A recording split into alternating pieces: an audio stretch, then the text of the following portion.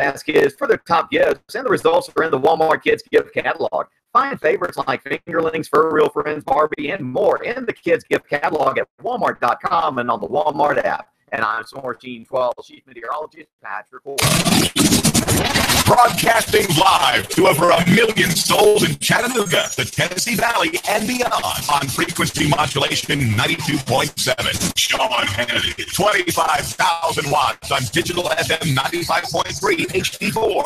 CBS Radio News, NASCAR, Bloomberg Markets, David Tulis, streaming strong at NoogaRadio.com. Live on YouTube and Facebook. NoogaRadio, News Talk 92.7. Chattanooga.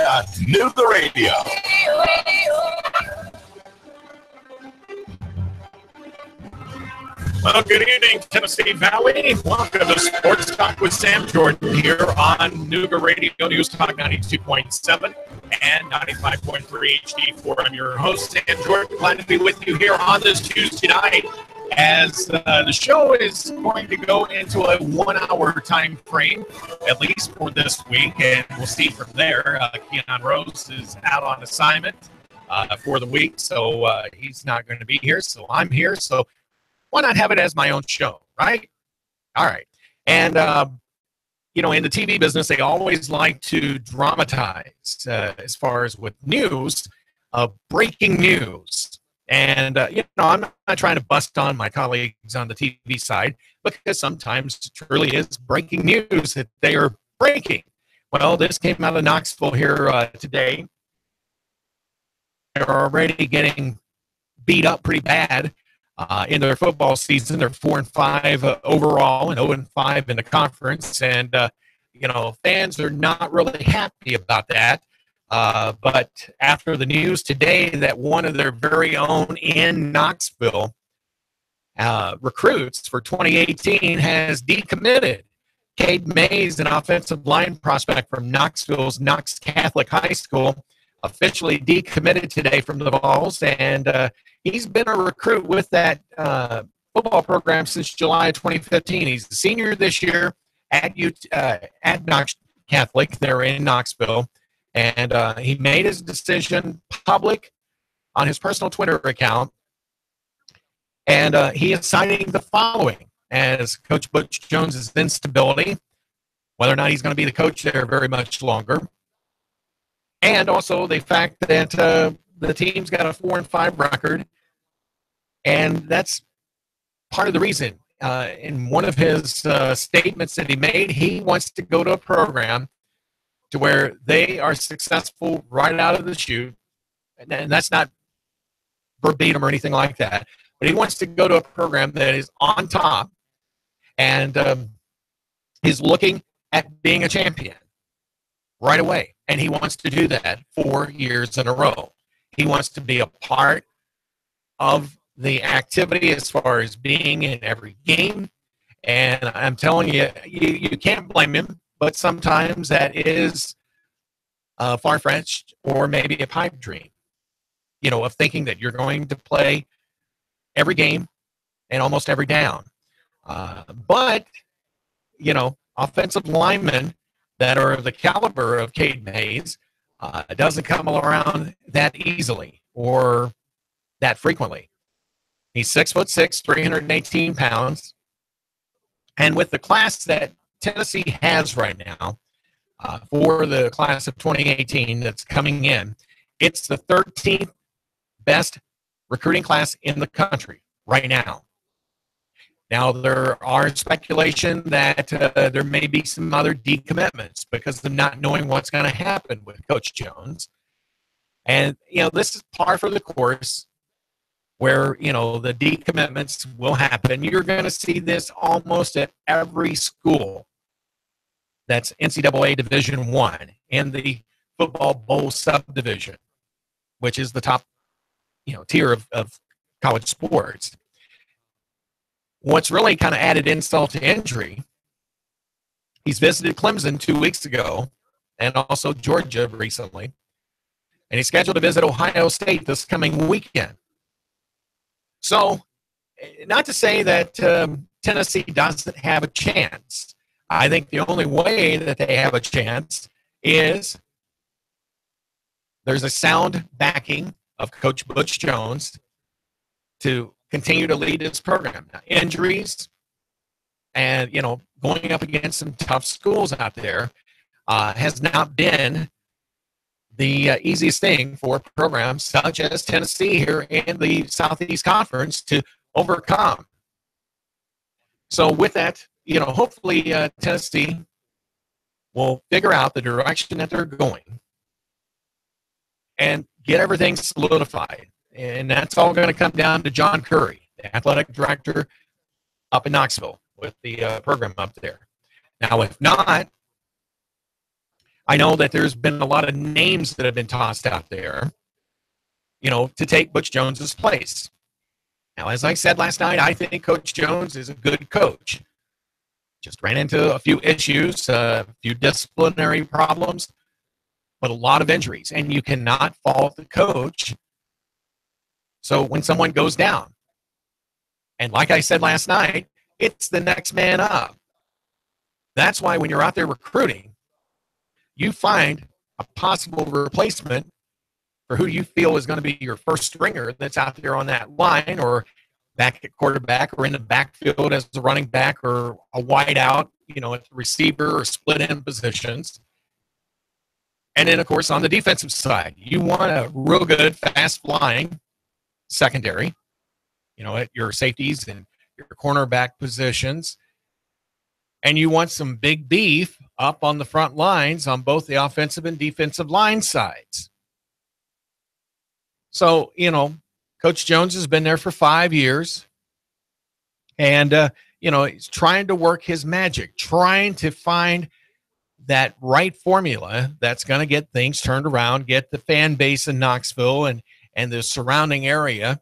And that does reach down here to Chattanooga, of course, and reaches into Georgia and goes over into the other states that surround Knoxville, and that being Virginia and Kentucky. And I'm sure there's some Vols fans in those states. And, of course, you got Georgia and Alabama nearby here that if they don't like the Bulldogs or, if they don't like the Tide, there's always the Vols. However, that Vols fan base seems to be slipping a little bit, and Coach Jones may be the whipping boy that's going to take, the lickings and the Woodhouse and be ushered on. But then who do you put in? Do you go from within the coaching ranks there at Knoxville, or do you go and bring in a name from the outside? Now, a lot of people have been saying John Gruden would be the guy. Yes, he coached Tampa Bay. Yes, he coached the Raiders.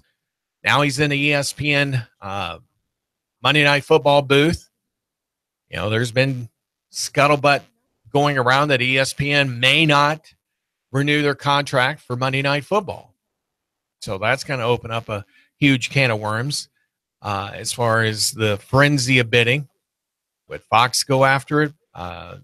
NBC's already doing Sunday night, and they're going to be taking over the Thursday night football broadcast beginning in 2 nights. CBS and NFL Network's been splitting it so far, and I don't know if CBS will finish up the season. There's only like 10 games that they're doing with Thursday night football. I don't think that we're going to see ABC take it because they're part of the ESPN family. Just really don't see that. If ESPN can't make it work, who says it's going to be any different with ABC? Other than the fact, not everybody has cable. People have cut the cord. And if you got satellite TV, DirecTV's really taking a huge hit, especially with their NFL package.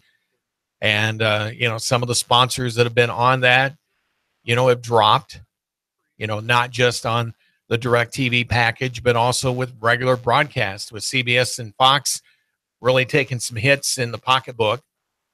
And when you've got billions of dollars per year on the line with NBC, CBS, and ESPN, and also with Fox, and we're talking billions, that's 7 digits or more. things are going to have some concessions somewhere. Now, CBS, I think, does a great job with their broadcast. They have some very good announcers. And, of course, NBC does with Al Michaels and Chris Collinsworth. Now, I can't stand personally to listen to Chris Collinsworth. I think he's just a blowhard and, a former jock that's just trying to hang on to some limelight. If Gruden and Al Michaels were able to get back together, I think that would be a very good combo. But, it's just one of those things. I don't see Gruden leaving the broadcast booth anytime soon. They would really have to offer some major dollars. I mean, I'm talking more than $10 million a year. Does any coach out there deserve that? I don't know. I mean, there's some coaches that are making $5 million or better. I know up at Penn State. Now, granted, this is where I'm coming from here in the last 2 months, from up in the Nittany Lion country. Even though I'm a Razorback from birth, but James Franklin, who's the former coach at Vanderbilt before going to Penn State, he went up there. He is making close to, if not over, that $10 million mark with endorsements and other side deals that he's got. But he's lived up to the expectations, even though they've lost 2 straight games in a row to Ohio State and Michigan State, that Nittany Lion fans just really were scratching their heads on, especially with losing in the final moments of the game against Michigan State, 27-24. And then the week before, Penn State was ahead, and Ohio State, just kept driving, and they ended up coming away with a 39-38 victory. So getting back to John Gruden, I don't see that as being realistic.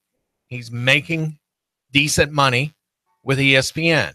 And until they lose Monday Night Football, I don't really see him going back onto the sidelines of any college or even a pro team for that. If that was the case, Bill Cowher, formerly with the Pittsburgh Steelers, would have jumped back into the coaching ranks. And so it goes with Tony Dungy, who's over on NBC. I just don't really see former coaches that have had their heyday, on the sidelines, and then they've made their move over to the broadcast booth side, going back into coaching, So, Gruden, yeah, he's a UT alum, but I really don't see him going back to the sidelines. Then you've got Bobby Stoops, who was an assistant at Florida, so he knows the SEC. He's not really a fond of the SEC, and he retired it over at Norman, Oklahoma, with the Oklahoma Sooners. And, of course, Oklahoma was a perennial top 5, top 10 team, for the Sooners. And everybody was happy with Coach Stoops' progress and, his job performance that he performed over at Norman. And, Coach Stoops is in his late 50s, I think 57 or 58 years old, if I'm not mistaken. So he's relatively young yet. I mean, just look at Lou Holtz. He coached at Notre Dame, coached at Arkansas, was a former head coach of the New York Jets years ago.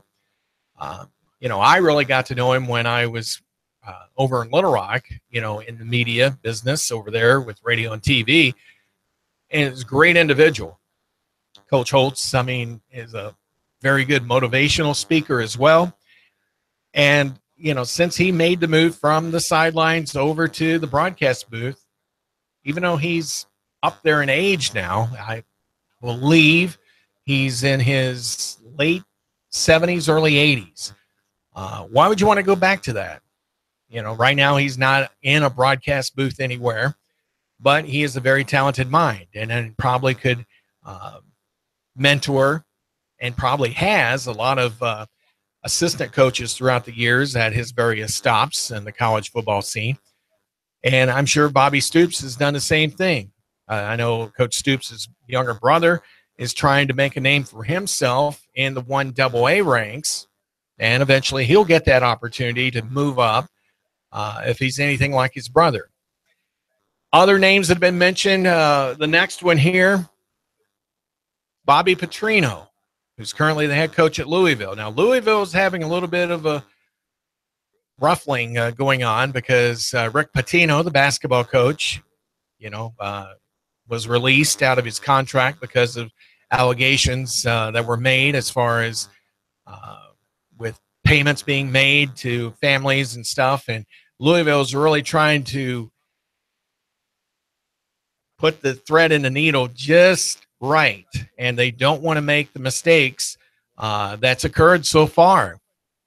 And with Coach Bobby Petrino, and I can say this from when he was coaching at Arkansas, yeah, he got the win, but the reason why he was let go at Arkansas was because he got into a motorcycle accident, and he had a woman on the bike that wasn't his wife. So, I saw a quote where a reporter made the comment, he may get the victory, but it's dirtied with his violations of the 10 Commandments in every sense of the word. And that may be true. He's turned around Louisville's program in football and has got that up into respectability. Does Tennessee want to take that chance? I don't know. I mean, I have not been here in Tennessee all that long, 2 months. But I tell you what, from what I know of Tennessee from afar, I think they've got a lot of pride and an integrity and moral turpitude that they probably won't go down that route either, even though Petrino's name gets brought up quite often. Now, these next two coaches that I'm going to mention that have been tossed around as possible replacements, they've got their own programs in place right now. One is in the SEC in the West Division. The other one's over in the Big 12. Dan Mullen down at Mississippi State. He has been a name that has been floated around quite a bit. That seems like a more likely candidate that would take over the job if John Curry says, all right, we've had enough. The Board of Trustees has said we've had enough. We're losing our fan base. We're losing donations to the program. We can't go in any longer. And Dan Mullen, Mississippi State is not a Division I AA program or an FCS program. They are FBS as can be. Mississippi State's been trying to find, some stability, for a lack of a better term, with since they've had various coaches in there over the last several years, and Coach Mullen has really done a great job in keeping Mississippi State in the hunt each year. Southeast Conference is a conference that has been around for a long time. Has always had the Alabamas, the Auburns, the Clemsons, the Tennessees when Coach Fulmer was up in Knoxville leading the charge, Ole Miss Rebels, and of course Mississippi State Bulldogs, have always been top teams, including LSU. Coach Ed Orgeron is down there leading that charge, and he used to be at one of the Mississippi schools. There's been talk that he may head up to the Northwest, up to Oregon, I believe, has been a school that's been touted. But Dan Mullen has really done a good job at Mississippi State. And, they've tossed his name in with Tennessee and also at Arkansas. Brent Berlema, he's got similar issues as what Butch Jones has got. So Mullen could go there if he wanted to. The other coach that has been tossed around as being a considered candidate is over at Texas Christian, TCU, Gary Patterson. And Coach Patterson has, in the limelight of the Dallas Cowboys, they get more attention than what TCU does. They're there in the Metroplex outside of Dallas. And with that, they don't always get the high prestige. They kind of get like page 8 of the sports section. Of course, the Cowboys will take up the first 3 or 4 pages just with all their news. especially with what goes on in Arlington and stuff. But Gary Patterson, he may find this as an opportunity to move to a respectable program. And also, with that being said, being in the forefront of that limelight, not being behind the limelight with the Cowboys with their big star, which I love that big star, that they garner. And they rightfully garner that attention because of the things that they do, not just on the field, but off the field, the community work that they do. But I think Patterson may find this opportunity to take it upon himself to move to the next level. Tennessee is not that bad of a team, folks. They really aren't. And if they've got the 13th best recruiting class coming in for 2018, that's saying a lot, because there is 200-something programs that are NCAA Division I, and Tennessee has the 13th best in the country. Now, it doesn't help when you got an announcement like today, Cade Mays out of Knoxville, out of Knox Catholic, deciding to decommit so he can take a look at the big picture. Now, he committed July of 2015. That's almost 2.5 years ago when that happened.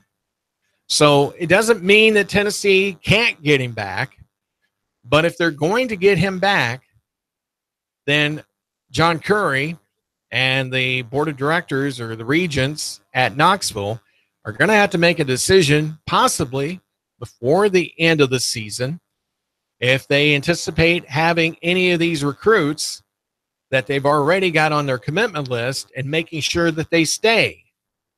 If not, they need to make a hire sooner than later and get all the speculation and the scuttlebutt behind them. So if they bring in a name like Dan Mullen, Gary Patterson, or even if it is John Gruden, get that stability in place. The star power that John Gruden could bring to Tennessee might change Cade Mays' ideas.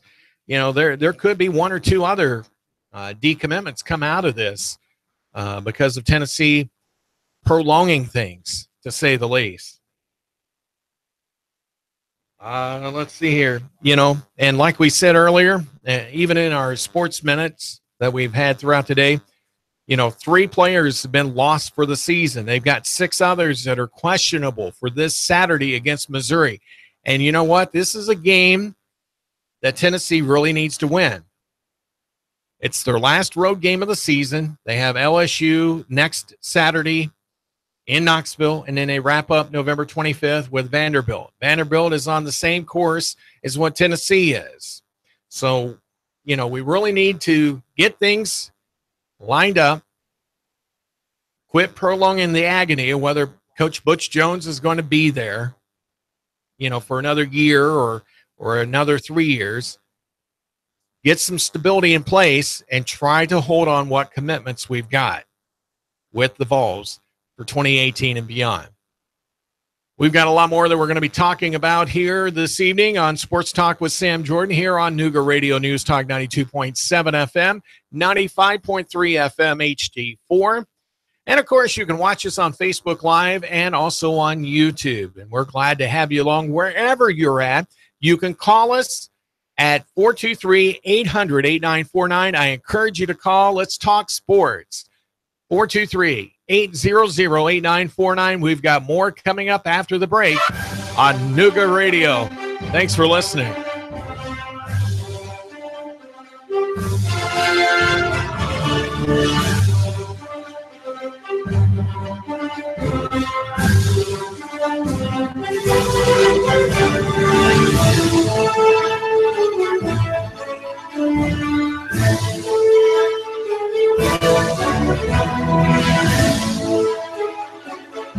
The Tennessee Valley's news talk leader, Nooga Radio, digital FM 95.3 HD4 and 92.7 FM.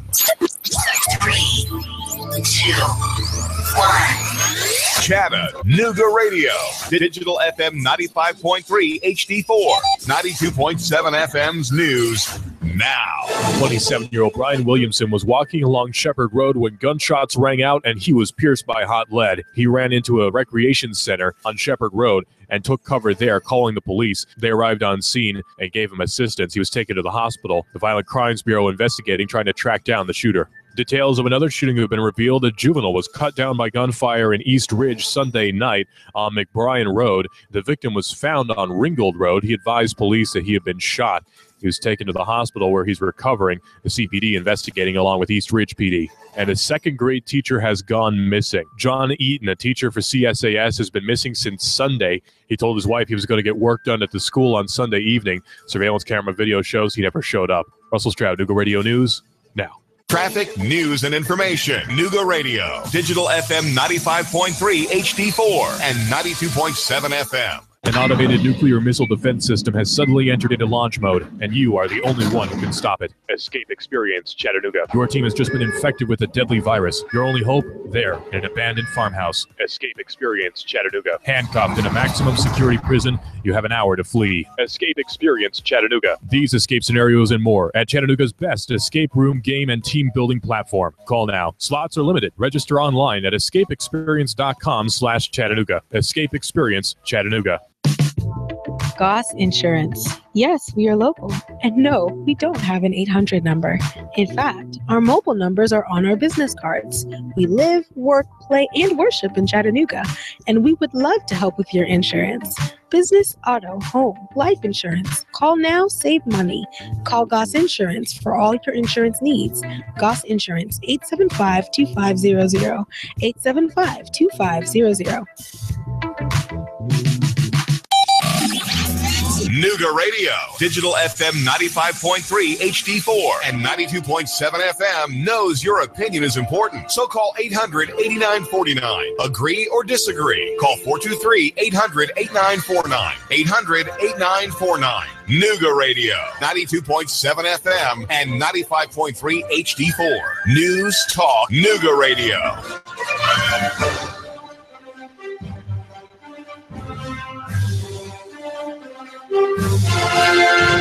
Good evening to you. Sports Talk with Sam Jordan here on Nooga Radio, 92.7 FM, 95.3 HD4. I'm your host, Sam Jordan. We're glad to have you along wherever you may be throughout the Tennessee Valley and the world. Yes, you can catch us on Facebook Live. You can also go to YouTube and tune in, or you can go to NoogaRadio.com. And we've been talking about the big news coming out of Knoxville this afternoon, with the Tennessee Vols losing one of their top commitments for 2018 and beyond, with Cade Mays, an offensive lineman out of Knoxville's Knox Catholic High School. He made his decision public on his personal Twitter account, and it is big news because the Vols trying to get their program turned around, but they've got all these other little tentacles on this octopus that just keeps just moving around everywhere. And, whether Coach Jones is going to be back, is the commitment there to continue to allow Coach Jones to make his mark. He's been there for 5 years, but, I think we're going to see something happen completely at the end of the season. I think they're going to wait a little bit too long in order to make the big move. Now, this week, the Vols are going to be taking on Missouri up in Columbia. And Missouri, came away with a big upset over Florida here this past weekend. That's going to be a game that, people are going to be looking at to see whether or not Tennessee does have the gruff to go in there and make some noise. But the other big game that's going to be going on is going to be the Georgia Bulldogs taking on Auburn at Auburn. And, Auburn's the current national, or no, take that back, Clemson is. But Auburn has had that national championship savor that they've tasted. And, Georgia right now is, one of the top teams in the country. along with Alabama. It's going to be interesting to see Georgia and Alabama potentially. Right now, Georgia is the only one that's guaranteed to be having that date on December 2nd in the Southeast Conference Championship game. So it will be interesting to see what happens in that. Taking a look at some news that also came out. Cleveland State, just right up the road from us.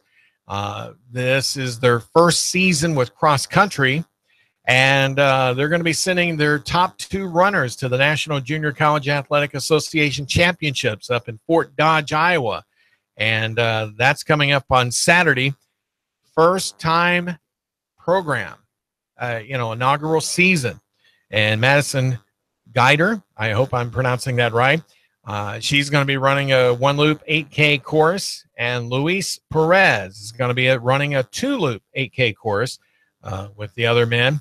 So, it's the first postseason meet ever for Cleveland State in a cross-country program. So we want to say congratulations for being able to get those accolades with those 2 student athletes, Madison Guider and Luis Perez, for Cleveland State in a cross-country program.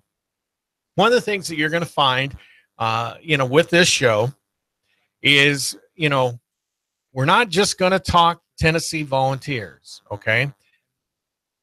I'm a big believer, as long as I've been doing sports, that you've got the local colleges that don't always get the headlines like the Vols do.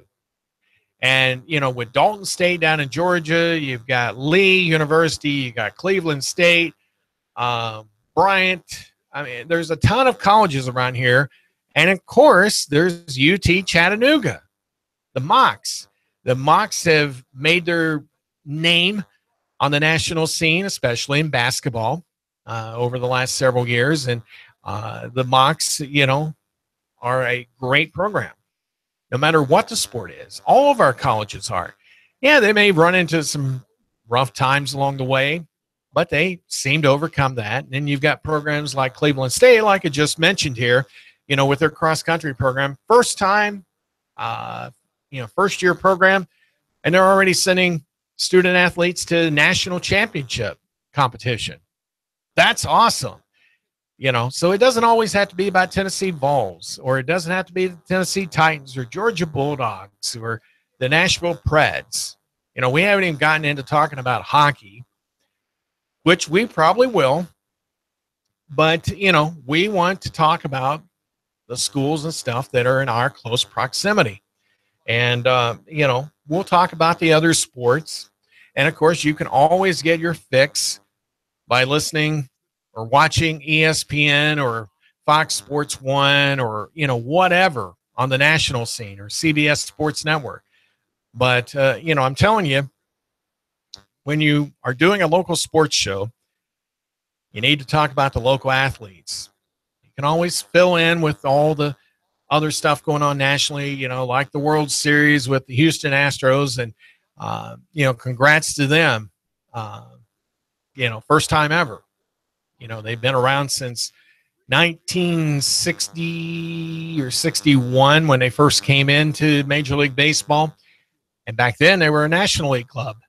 They've only went American League here no more than 10 years ago. I don't even think it was that far, maybe 5 or 6 years. But, Houston, with all the adversity that they suffered with, the hurricane, with Harvey, decimating a lot of that area down there, Houston strong, just like out in Vegas with the shooting and stuff. And, speaking of Vegas, first-year expansion club, the Las Vegas or the Vegas Black Knights in the NHL. They're 8-1 going into tonight. And it's like, for an expansion team, hopefully that is not just a mere coincidence or luck. They were able to draft players from all the other clubs, 1 or 2 players, and then they were able to sign free agents at their will and stuff. But the management out there and the coaching staff that they have in Vegas, has really found the best that they could find out there. And they've started out with a bang with being 8-1 already in the NHL. So underdogs, hey, you got to love them.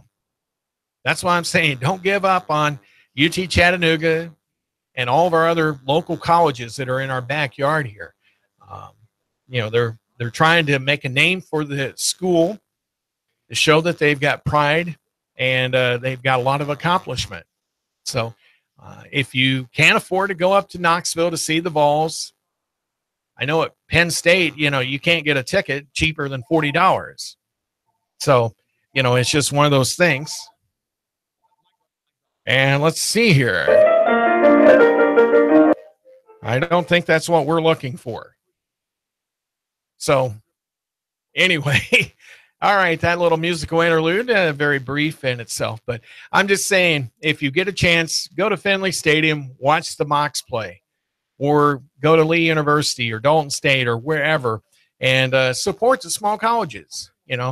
They do have some great things to offer. Okay. I noticed with the Chattanooga Times Free Press, they've had their area athletes of the week. And, in high school sports, there's a lot of great talent. I've been able to catch some of the talent displayed here in the Tennessee Valley with Red Bank and Signal Mountain and Hickson, Soddy. And other schools. And even with some of the inner city schools here in Chattanooga. But the Times Free Press, I think, hit it pretty good in getting their Times Free Press Waffle House area athlete all-star player of the week with Red Bank's Maddox Wilkie. This kid is phenomenal. I think colleges, no matter what, ought to get their eye on this kid, or I should say young man. He's 6 foot, 185 pounds, plays quarterback, and he's only a 10th grader. And Friday night at Red Bank, he led his team 28 of 31 in passing, 246 yards and 2 touchdowns. As Red Bank went on to win over Sequatchie County 21-13 in Class A or Class 3A playoff game, week 1 of the playoffs here this past Friday night. Red Bank, of course, won and will move on, and they will be playing Friday night again. And I don't have who that team is offhand. Just taking a quick look here. I believe it's York Institute, if I'm not mistaken, because they did beat Signal Mountain. So, and the game will be Friday night at Red Bank. So, if you get there, enjoy some great high school football action. Week 2 of the playoffs. We've still got several area teams that are in the playoff hunt from the Chattanooga, Tennessee Valley area. So, make sure you get out there and help support these local high schools and, these student athletes. You got to know that they are a student first, athlete second. Now, in the news, Russell was talking about this in his newscast earlier today about the Grundy County high school football team. They had several players that got charged with hazing. The head coach got suspended, still a part of the district, at least for now. The principal and the superintendent both agreed to allow him to stay on the staff. But in what Russell was saying earlier today, and I don't have his complete quotes of what he was using in the story, but evidently there's been another incident of this hazing situation at Grundy County just 2 years ago. Now, I'm going to go out on a limb here and say hazing should not be allowed whatsoever in any sense of the word. You sometimes see this in the college ranks. High school, not so often. I mean, they pretty well have kept a good handle on things where you do not hear about hazing. Sometimes you hear about it down in Florida or even over in Texas with hazing. And, that is where you get the overzealous fans. And sometimes with the overzealous fans, it puts the pressure on the coaches to drive the kids. Got to win. There's no other way of doing this but winning. Winning's not everything. Succeeding in life, finding the right mate, relationship with our own God is more important than winning. You try to aspire to win, but it doesn't have to be at a cost. And especially when they shove a metal mop up the rear end of a young kid on the football team, there's no call for that. Even if the coaches were not involved or participated in the hazing, they're still responsible for those kids. Because I've been a coach and I've also been an official over a 25-year period in the Northeast, and with baseball, wrestling, track and field, and basketball. And I've been an official with baseball and softball for over 20 years. And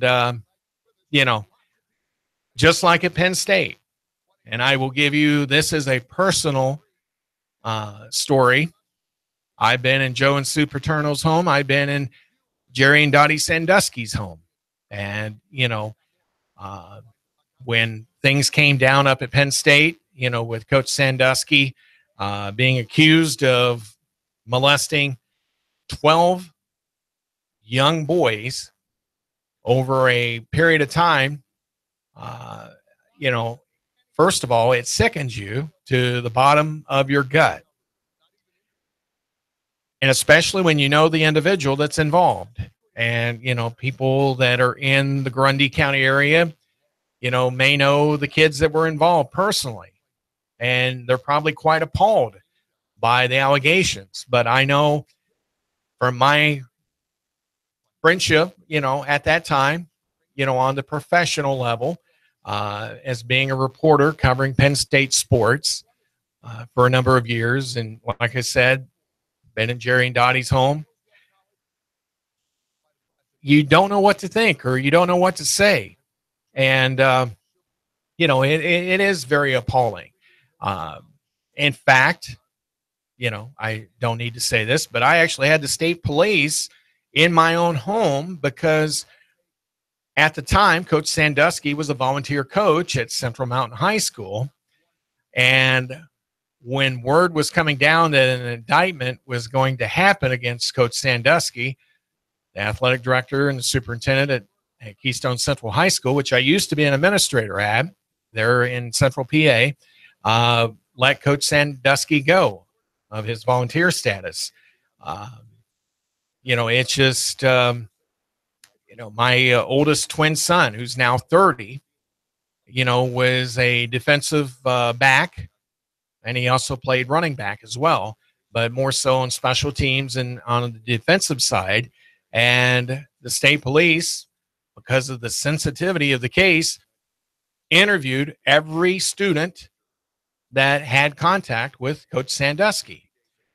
My third son, who just recently got married here 2 Saturdays ago, which I had the pleasure of officiating, Richard, was in the Second Mile program, which is a program that Coach Sandusky founded back in the early 70s, I think 71 or 72.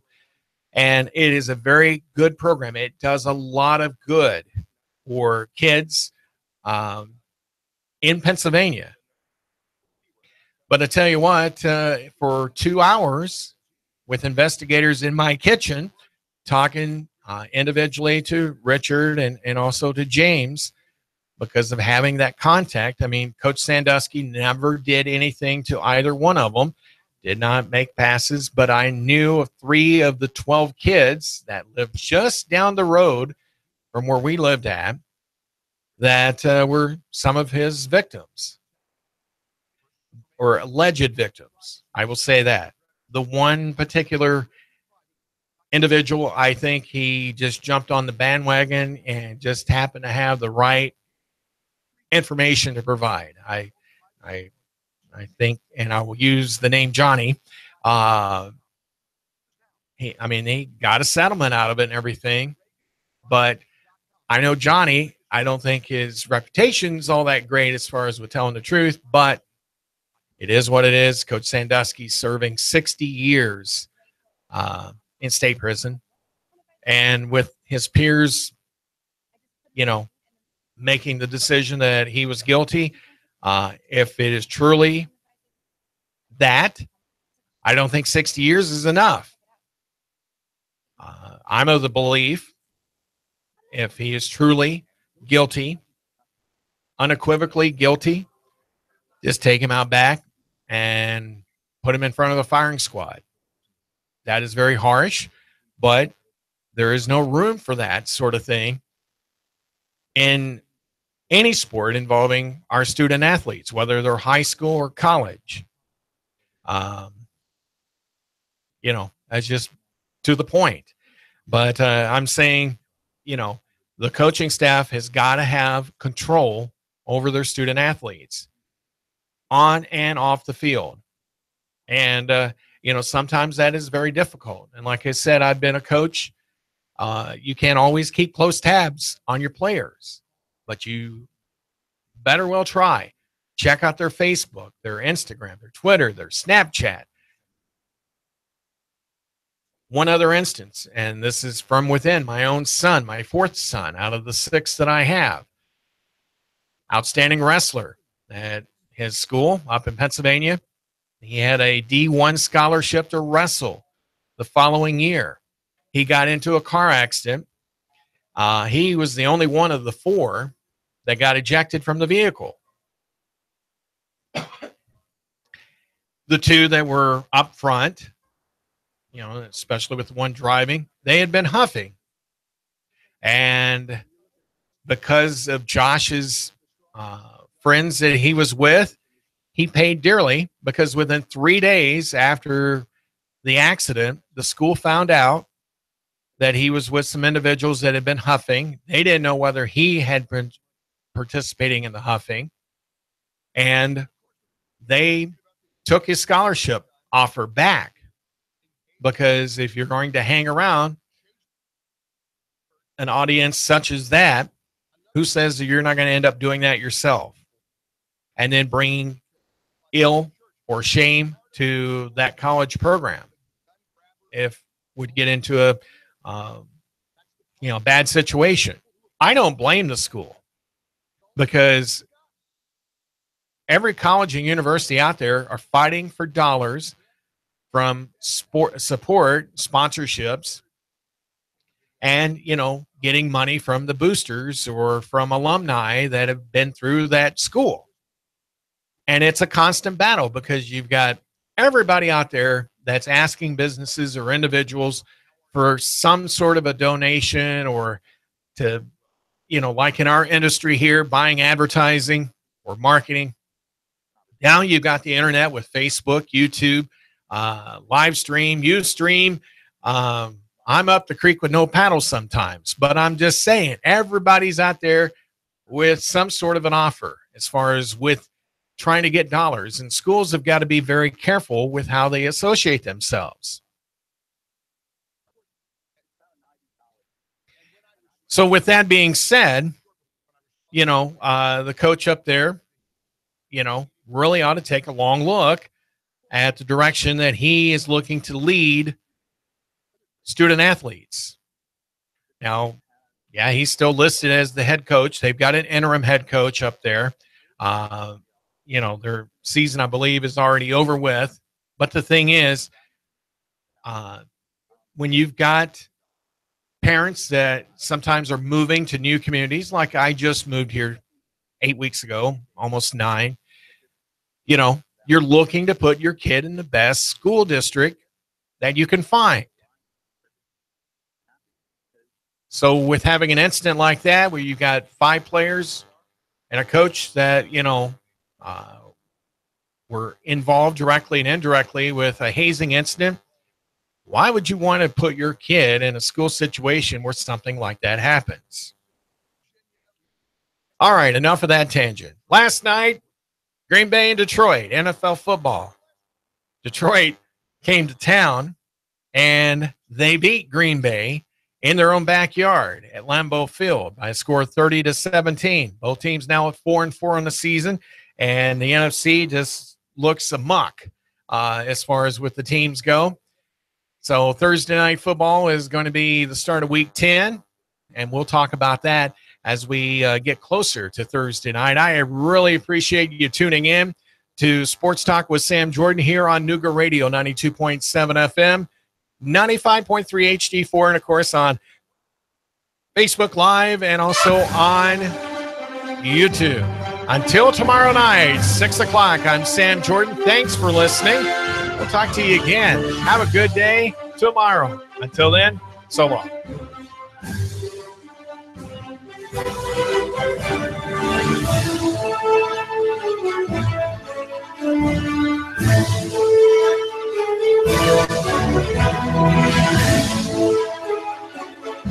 The Tennessee Valley's news talk leader, NoogaRadio, digital FM 95.3 HD4 and 92.7 FM. 3, 2, 1. Chattanooga, digital FM 95.3 HD4, 92.7 FM's news now. 27-year-old Brian Williamson was walking along Shepherd Road when gunshots rang out and